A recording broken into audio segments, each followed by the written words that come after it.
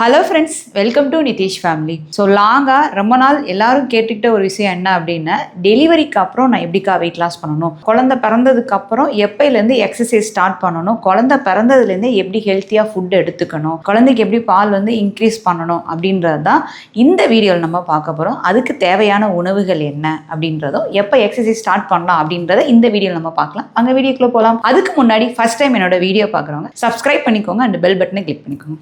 குழந்தை பிறந்ததுக்கப்புறம் சிசேரியன் C-செக்ஷன் அப்படின்னாலும் சரி, நார்மல் டெலிவரினாலும் சரி, உங்கள் வயிறு குறைக்கணும் அப்படின்னா கண்டிப்பாக ஒரு சில விஷயங்கள் நீங்கள் ஃபாலோ பண்ணி தான் ஆகணும்.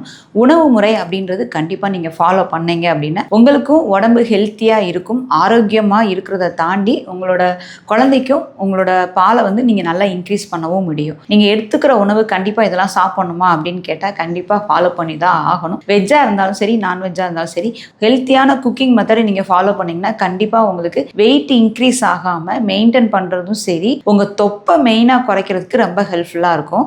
சரி வாங்க நம்ம டெய்லி ரொட்டீன் மாதிரி நான் ஃபுட் ரொட்டீன் என்ன அப்படின்றது சொல்லிடுறேன். மார்னிங்ல எந்திரிச்சனையும் உங்க குழந்தைக்கும் சரி உங்களுக்கும் சரி நான் என்ன சொல்வேன் அப்படின்னா, பிறந்ததுல இருந்தே நம்மளுக்கு இந்த ஃபேக்ட் கார்ப்ஸ் இதை தாண்டி மைக்ரோ நியூட்ரியன்ஸ் ரொம்ப தேவைப்படும். ரத்த விருத்தி ரொம்ப வேணும். அதே நேரத்துல உங்களோட குழந்தையோட பிரெயின் ஆக்டிவிட்டியும் நீங்க இந்த சமயத்துல நல்லா இன்க்ரீஸ் பண்றதுக்கு நீங்க எடுக்கிற ஃபுட் அப்படின்றது ரொம்ப முக்கியம். காலையில 3 ஃபுட் எடுக்கலாம். நம்ம C-செக்ஷன் பண்ணவங்களும் சரி, நம்ம காரமான உணவுகள் எடுக்க முடியாது, குடல் புண்ணாயிரும், நிறைய டேப்லெட்டும் நம்ம எடுக்கிற மாதிரி இருக்கும். அதே நேரத்தில் நம்மளுக்கு தையல் போட்ட இடமும் சீக்கிரம் ஆடுற மாதிரி இருக்கணும். ஹேர் லாஸும் ஆகக்கூடாது டெலிவரிக்கு அப்புறம், குழந்தை பிறந்ததுக்கு அப்புறம் அப்படின்னா காலையில் ஒரு பெரிய நெல்லிக்காய், கொஞ்சமாக கருவேப்பிலை எடுத்துக்கலாம்.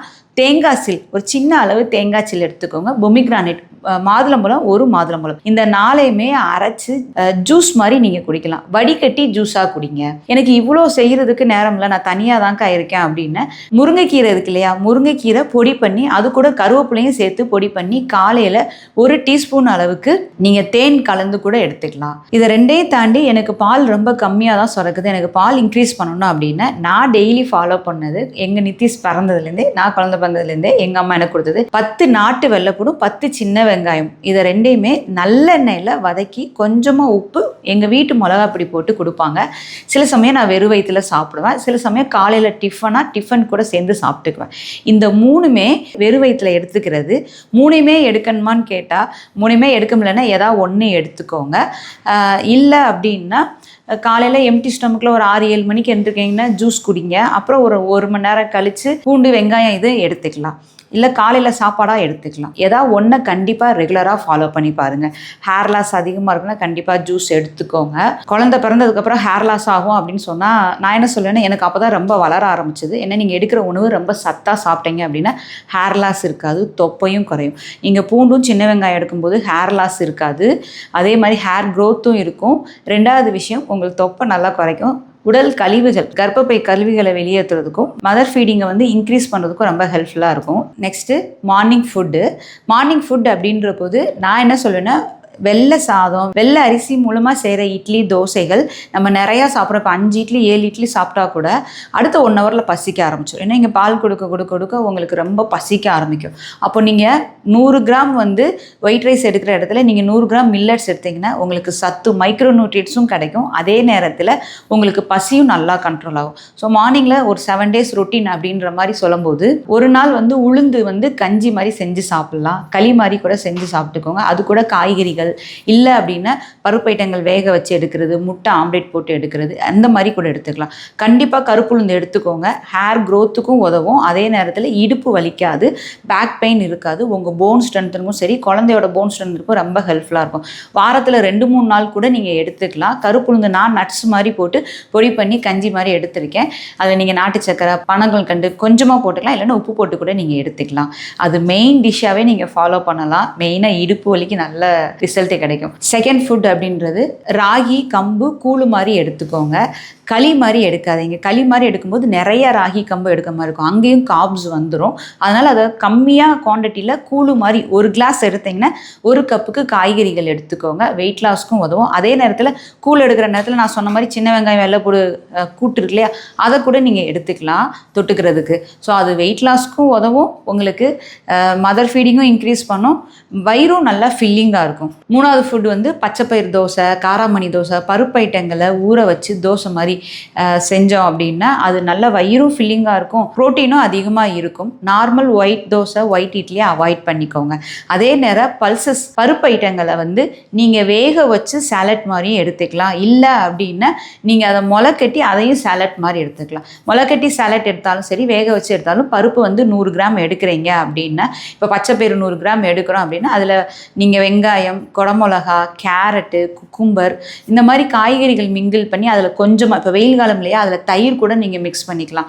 அதில் புதினா கொத்தமல்லி துவையல் இருந்தால் அதையும் மிக்ஸ் பண்ணி நீங்கள் மார்னிங்கில் நல்லா ஃபில்லிங்காக வயிறு நிறைய ப்ரோட்டீன் ரிச்சாக, மைக்ரோ நியூட்ரியன்ஸ் ரிச்சாக வந்து ஒரு சாலட் மாதிரி நீங்கள் சாப்பிட்டுக்கலாம். பருப்பு ஐட்டங்களை தோசை இட்லியாக கூட நீங்கள் எடுத்துக்கலாம். அதே மாதிரி மில்லட் இட்லி தோசை எடுத்துக்கோங்க. வாரத்தில் ஒரு நாள் எனக்கு தோசை இட்லி சாப்பிடணும்னு தோணுது அப்படின்னா மில்லட் இட்லி தோசை கூட எடுத்துக்கோங்க மார்னிங்கில். இல்லை 2 தோசை எடுக்கிறீங்க, 1 தோசை எடுக்கிறீங்க அப்படின்னா முட்டை தோசை எடுக்கிறான். இல்லை 2 இட்லி எடுக்கிறீங்கன்னா 1 கப்புக்கு ஏதாவது காய்கறிகள் எடுத்துக்கோங்க. 1 கப்புக்கு வெஜிடபிள்ஸ் குருமா மாதிரி எடுக்கிறது, இல்லை நான்வெஜ் எடுக்கிறது, அந்த மாதிரி கூட நீங்கள் எடுத்துக்கலாம். மார்னிங் ஃபுட் அப்படின்றது ஒவ்வொரு நாளும் ஒவ்வொரு விதமாக மைக்ரோ நியூட்ரியன்ஸும் புரதச்சத்தும் நிறையா இருக்க மாதிரி எடுத்துக்கோங்க. ஸ்நாக்ஸ் அப்படின்ற போது மார்னிங் ஸ்நாக்ஸில் வந்து நீங்கள் வாழைப்பழம், செவ்வாழை வாழைப்பழம் சேர்த்துக்கோங்க. ஈவினிங்கில் வாழைப்பழம் சேர்க்க வேண்டாம். மார்னிங்கில் செவ்வாழை வாழைப்பழம், பால் எடுக்கலாம் தாராளமாக. பால் எடுக்கும்போது பனக்கல்கண்டு போட்டுக்கோங்க. அதில் வந்து சுக்கும் மஞ்சள் போட்டு பால் எடுங்க. மதர் ஃபீடிங்கும் இன்க்ரீஸ் பண்ணலாம், வயிறும் நல்லா ஃபில்லிங்காக இருக்கும் உங்களுக்கு. அதே நேரத்தில் மோர் எடுத்துக்கலாம். நட்ஸ் வகைகள் நீங்கள் ஸ்நாக்ஸாக எடுத்துக்கலாம். ரெண்டாவது, நான் வந்து டெய்லி சாப்பிட்டது இன்பிட்வீன் கேப்பில் மிட் மார்னிங்கில் பாயில்டு பொட்டேட்டோ, பாயில்டு சக்கரவள்ளி கிழங்கு, பாயில்டு வந்து மரவள்ளி கிழங்கு, இந்த 3 கிழங்குமே எனக்கு டைம் கிடைக்கும் போது ஒரு நாள் விட்டு ஒரு நாள் நான் பாயில் பண்ணி 10 to 11 எடுத்துக்குவேன். 50 கிராம்லேருந்து 75 கிராம் ஸ்நாக்ஸாக எடுக்கிறவங்க எடுத்துக்கோங்க. பாயில் பண்ணி எடுங்க, ஃப்ரையாக எடுக்காதீங்க. இந்த கிழங்கு ஐட்டங்கள் நம்மளுக்கு வந்து கேஸ்ட்ரிக் ஃபார்ம் ஆகாமல் இருக்கணும் அப்படின்னா அதுக்குன்னு நீங்கள் குக்கும்பர், கேரட் அந்த மாதிரி கூட எடுத்துக்கோங்க. கிழங்கு ஐட்டங்கள் வேக வச்சு சாப்பிட்றீங்க அப்படின்னா 1/2 மணி நேரம் கழித்து இஞ்சி போட்ட தண்ணி சூடாக குடிங்க, உங்களுக்கு கேஸ்ட்ரிக் ஃபார்ம் ஆகாது. மத்தியான சாப்பாடு அப்படின்ற போது 1 கப்பு ரைஸ் எடுக்கிறீங்க. பவுல் அப்படின்றது இதுவும் சின்ன பவுல் தான், இது பெரிய பவுல். இந்த பவுலுக்கு ரைஸ் எடுக்கிறீங்கன்னா ஒன்று மில்லட் ரைஸ் எடுங்க. ஒரு நாள் ரைஸ் எடுத்தால் ஒரு நாள் ரைஸ் எடுக்காதீங்க. அந்த மாதிரி ஆல்டர்னேட்டிவாக பண்ணி பாருங்கள். ஒரு நாள் ஒயிட் ரைஸ் எடுத்திங்கன்னா என்னால் ஒயிட் ரைஸ் சாப்பிடாமல் இருக்க முடியாது, நம்ம பழகிட்டோம் அப்படின்னா ஒரு நாள் மில்லட் ரைஸ் எடுக்கிறீங்க அப்படின்னா ஒரு நாள் ஒயிட் ரைஸ், ஒரு நாள் கஞ்சி மாதிரி செஞ்சு சாப்பிட்றது, அந்த மாதிரி மாற்றி மாற்றி எடுத்துக்கோங்க. மெயினாக நான்வெஜ் எடுக்கும்போது நீங்கள் மேக்ஸிமம் ரைஸ் அவாய்ட் பண்ணுங்கள். ஏன்னா ரைஸ் நிறையா சாப்பிட்டுட்டு நான்வெஜ் கம்மியாக சாப்பிட்றீங்க. ஸோ ரைஸ் கம்மியாக எடுத்துக்கோங்க. இந்த கப்புக்கு ரைஸ் எடுத்திங்கன்னா 2 கப்புக்கு காய் எடுத்துக்கோங்க. 1 cup vegetables, 1 cup spinach, daily கீரை சேருங்க. ரெண்டாவது 1 கப்புக்கு பல்சஸ், அதாவது புரோட்டீன் சார்ந்த உணவுகள். பன்னீர் எடுக்கலாம், மீன் எடுக்கலாம், சிக்கன் பிரஸ்ட் எடுக்கிறது, சிக்கன் எடுக்கிறது, அப்புறம் மட்டன் எடுக்கிறது, கொழுப்பு இல்லாமல் நான்வெஜ் இருக்கிற மாதிரி நீங்கள் எடுத்துக்கோங்க. ஆட்டுக்கால், நெஞ்செலும்பு அந்த மாதிரி 1 கப்பு கூட நீங்கள் எடுத்துக்கலாம். ஸோ மதர் ஃபீடிங் அப்போ வந்து மேக்ஸிமம் நம்ம ஊரில் என்ன சொல்லுவாங்கன்னா நிறையா கருவாடு சாப்பிட்டு நல்லா பால் உருண்பாங்க. அது உங்களுக்கு பிபியை தான் ஹையாகும், உப்பு அதிகமாக இருக்கும். ஸோ அதை நீங்கள் அவாய்ட் பண்ணிவிட்டு அதுக்கு பதிலாக நீங்கள் மீன் எடுக்கலாம். வாரத்தில் 3 நாள், ஒரு நாள் விட்டு ஒரு நாள் கூட மீன் மட்டுமே 4 மீன் மார்னிங் ஸ்நாக்ஸாக எடுக்கிறதோ இல்லை மத்தியானம் சாப்பாட்லையோ பொரிச்சு எடுத்தாலும் சரி, வடச்சட்டியில் கம்மியாக எண்ணெய் ஊற்றி எடுத்துக்கோங்க. அப்படி இல்லை அப்படின்னா மீன் குழம்பு மாதிரி வச்சு எடுத்து சாப்பிடுங்க. ரைஸை மட்டும் கம்மியாக எடுத்துக்கோங்க. கஞ்சி எப்படி செய்கிறது அப்படின்னா 2 கப்பு அரிசி, எனி ஒன் மில்லட் ரைஸ் எடுத்திங்கன்னா 2 கப்பு பாசிப்பருப்பு போட்டுக்கோங்க. சொரக்காய் நிறையா போட்டுக்கோங்க. அதில் வேணுன்ற போது சின்ன வெங்காயம், வெள்ளைப்பூடு, தக்காளி, இஞ்சி, பூண்டு பேஸ்டெல்லாம் போட்டு என்னென்ன காய் வேணுமோ போட்டுக்கலாம். அதில் டெய்லி இந்த மாதிரி கஞ்சி, மில்லட் கஞ்சி மாதிரி எடுக்கும்போது அதில் கண்டிப்பாக சொரக்காய் சேருங்க. அது மாதிரி நீங்கள் பால் ஊறுறதுக்கும் சொரக்காய் எடுத்துக்கலாம். உங்கள் தொப்பை குறைக்கிறதுக்கும் அந்த கர்ப்பப்பையில் இருக்க கழிவுகளை வெளியேற்றுறதுக்கும் நீங்கள் சொரக்காய் மதர் ஃபீடிங் பண்ணுறவங்க தாராளமாக டெலிவரிக்கு அப்புறம் எடுத்துக்கலாம். குழந்தைக்கு வந்து கோல்டு ஆகுமான்னு கேட்டால் கிடையாது. நீர் காய்கறிகள் அப்படின்றது நார் சத்து, ஃபைபர் அதிகமாக இருக்க காய்கறிகள். குழந்தைக்கு ஒன்றுமே ஆகாது. நீங்கள் குக் பண்ணி எடுக்கும்போது அவங்களுக்கு ஒன்றும் ஆகாது. நீங்கள் தாராளமாக சாப்பிட்டுக்கலாம். நல்லா பாலும் ஊறும், உங்கள் தொப்பையும் குறையுங்க. மத்தியானம் சாப்பாடு எடுக்கும்போது ஒரே விஷயம் நான் ஞாபகம் வச்சுக்கோங்க, நல்லா நான்வெஜ் எடுங்க. ஆனால் வந்து ரைஸை முடிஞ்ச அளவு அவாய்ட் பண்ணிடுங்க நான்வெஜ் எடுக்கும்போது. அது கூட சேர்ந்து 1 கப்பு காய்கறிகள் எடுத்துக்கோங்க. நான்வெஜ்ஜே நான் சாப்பிட மாட்டேன் அப்படின்னா கண்டிப்பாக நீங்கள் பருப்பு ஐட்டங்கள் வேக வச்சு எடுக்கிறது, பன்னீர், டோஃபு இந்த மாதிரி 1 கப்பு எடுத்துக்கோங்க. இல்லை அப்படின்னு கீரை டெய்லி 1 கப்பு எடுத்துக்கோங்க. காய்கறிகள் 2 கப் எடுங்க. சின்ன கப்புக்கு 1 கப்புக்கு நீங்கள் millet rice, any other rices நீங்கள் எடுத்துக்கோங்க. அப்பப்போ நீங்கள் ஊடால தண்ணி குடிக்கவும் மறந்துடாதீங்க. டெலிவரிக்கு அப்புறமும் நீங்கள் தண்ணி நல்லா குடிங்க. தண்ணி குடிக்க குடிக்க உடல் கழிவுகள் வெளியே வெளியேறும்னு சொல்லுவாங்க. நிறையா குடிக்காட்டினாலும் எனக்கு ரொம்ப பசிக்குது அப்படின்னா ஃபஸ்ட்டு ஒரு 1 or 2 glasses தண்ணி குடிங்க. ஒரு 15 நிமிஷத்துலேருந்து 20 நிமிஷம் வெயிட் பண்ணுங்கள். என்னால் பசி அடங்கம் இல்லை அப்படின்ற போது அடுத்து நீங்கள் சாப்பாடோ ஹெல்த்தியான ஒரு ஸ்நாக்ஸை எடுத்துக்கோங்க. ஈவினிங் அப்படின்ற போது சுக்குமல்லி காஃபி எடுக்கலாம், பால் எடுக்கலாம். நான் ஏற்கனவே சொன்ன மாதிரி தான் பனக்கல்கண்டு போட்டுக்கோங்க, சுக்கு மஞ்சள் போட்டு எடுத்துக்கிட்டிங்கன்னா உங்களுக்கு வெயிட் லாஸ்க்கு ரொம்ப ஹெல்ப்ஃபுல்லாக இருக்கும். 2வது ஃப்ரூட்ஸ் எடுக்கலாம், நட்ஸ் எடுக்கலாம். ஈவினிங் டயத்தில் சூப்பு மாதிரி எடுத்து குடிக்கலாம். நான்வெஜ் சூப்பும் நீங்கள் எடுத்துக்கலாம், வெஜிடபிள் சூப்பு, கீரை சூப் ஐட்டங்கள் இந்த மாதிரி ஈவினிங் ஸ்நாக்ஸில் நீங்கள் எடுத்துக்கலாம். ஈவினிங் ஸ்நாக்ஸு மைல்டாக எடுக்கிறீங்க அப்படின்னா ஓகே தான். அதே மாதிரி நைட்டு அப்படின்றது நம்மளுக்கு தூக்கம் சரியாக இருக்காது. அந்த சமயத்தில் நீங்கள் ஃபுட்டு எடுக்கும்போது நான் என்ன சொல்வேன்னா, ஒரு தோசை எடுத்தீங்கன்னா ஒரு காய்கறிகள் எடுங்க, தோசைக்கு ஈக்குவலாக காய் எடுத்துக்கோங்க. இல்லை 2 எக்கு போட்டு ஆம்லேட், அதில் நிறையா வெங்காயம் குடமிளகா போட்டு ஆம்லேட் மாதிரி எடுக்கலாம். நீங்கள் சப்பாத்தி, இட்லி, தோசை இதெல்லாம் மில்லட் வகைகளாக இருந்தால் எடுத்துக்கோங்க. ஆனால் ஒரு சப்பாத்தி, ஒரு தோசை, 2 இட்லி இதுக்கு மேலே நான் எடுக்கக்கூடாது அப்படின்றது மனசில் டார்கெட் பண்ணிக்கோங்க. 1 கப்பு வெஜிடபிள்ஸ், 1 கப்பு ப்ரோட்டீன் எனக்கு ரொம்ப செய்ய முடியலன்னா வேக வச்ச முட்டை 1 எடுத்துக்கோங்க. இல்லை அப்படின்னா பன்னீரோ இல்லை நான்வெஜ் மத்தியானம் செஞ்ச மீன் இருந்தால் மீன் கூட நீங்கள் எடுத்துக்கலாம். ராத்திரி சாப்பாடு மட்டும் சாப்பிட்ட உடனே போய் தூங்கிடாதீங்க. சாப்பிட்டு ஒரு 2 மணி நேரம் முழிச்சிருக்க மாதிரி பார்த்துக்கோங்க. லைட்டாக மைல்டாக அப்பப்போ நடந்துக்கிட்டே இருங்க. நைட்டு ஃபேட் கட்டட் ட்ரிங்க் நான் ஏற்கனவே நிறைய வீடியோ போட்டிருப்பேன். நைட் ஃபேட் கட்டட் ட்ரிங்க் டெலிவரிக்கு அப்புறம் எடுக்கலாமாக்கா, அது ரொம்ப ஹீட் ஆகுமே அப்படின்னா கண்டிப்பாக எடுக்கலாம். ஏன்னா அதில் கரிஞ்சீரகம் இருக்குது, நம்ம கண்டிப்பாக கழிவு இருக்கும். அதை வெளியேற்றுறதுக்கு குழந்தை பிறந்த மறுநாள்லேருந்தே சிசேரியன் பண்ணாலும் நீங்கள் எடுத்துக்கலாம். மைல்டாக தான் அதில் ஹீட் ஆகும். அதில் வெந்தயம் இருக்கும், சோம்பு இருக்கும், உங்கள் ஹீட்டை தணிக்க செய்யும். வெந்தயம் மெயினாக கர்ப்பப்பை ஸ்ட்ரென்த்தனுக்கு ரொம்ப ஹெல்ப் பண்ணும். அதில் சேர்க்குற இன்க்ரீடியன்ஸ் ஓமம்னாலும் சரி, கரிஞ்சீரகம்னாலும் சரி, உங்கள் உடலில் இருக்க கழிவுகளை வெளியேற்றுறதும் சரி. 2வது தொப்பையை மெயினாக குறைக்கும். நம்ம வெயிட்டை கெயின் பண்ண விடாது, அதை நான் வச்சுக்கோங்க. சாப்பிட்டு 1 hour கழித்து நீங்கள் நைட்டு ஃபேட் கட்டட் ட்ரிங்க் எடுத்துக்கோங்க. அதே மாதிரி எக்ஸசைஸ் அப்படின்ற போது நார்மல் டெலிவரி ஆனவங்க 1 month கழித்து நீங்கள் மைல்டாக எக்ஸசைஸ் பண்ணிக்கலாம்.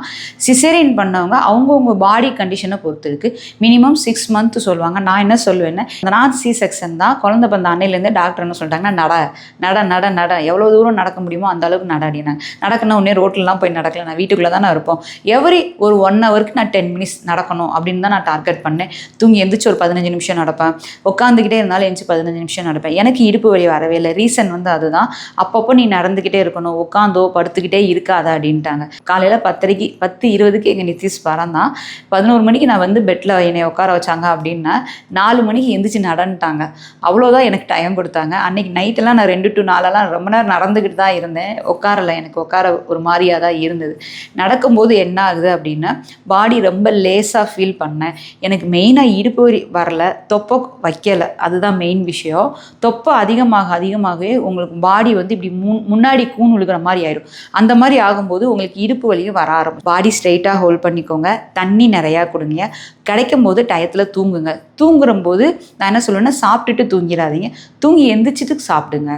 நல்லா நிறையா சாப்பிட்டுட்டு தூங்கினீங்கன்னா சரியாக செரிமானம் இருக்காது, அது உங்களுக்கு வெயிட் கெயின் ஆகிடும். இப்போ குழந்தை காலையில் ராத்திரி முழிச்சிருக்காங்க, என்னால் ரொம்ப நேரம் முடியல, அந்த சமயத்தில் எனக்கு பசிக்குது, நம்ம என்ன சாப்பிட்லாம் அப்படின்னு தோணுச்சுன்னா நைட்டு ஆம்லேட் மாதிரி போட்டு சாப்பிட்டுக்கலாம். எனக்கு அது செரிமானம் இருக்காதுன்னா 1 கப்பு பழம் எடுத்து சாப்பிட்லாம். இப்போ வெயில் காலம் இல்லையா, கிர்னி பழம், வாட்டர்மெலன்னா நீங்கள் வாங்கி வச்சுக்கலாம். அது மாதிரி பப்பாளி பழம், பைனாப்பிள் இதெல்லாம் நீங்கள் நல்லா சாப்பிட்டீங்க அப்படின்னா தொப்பை குறைக்கிறதுக்கு ரொம்ப ஹெல்ப்ஃபுல்லாக இருக்கும். கழிவுகள் ஃபுல்லாக நல்லா வெளியேறும். வெயிட் லாஸ்க்கும் ரொம்ப ஹெல்ப்ஃபுல்லாக இருக்கும். இதனால் குழந்தைக்கு எந்த விதமான சைடு எஃபெக்டும் இருக்காது.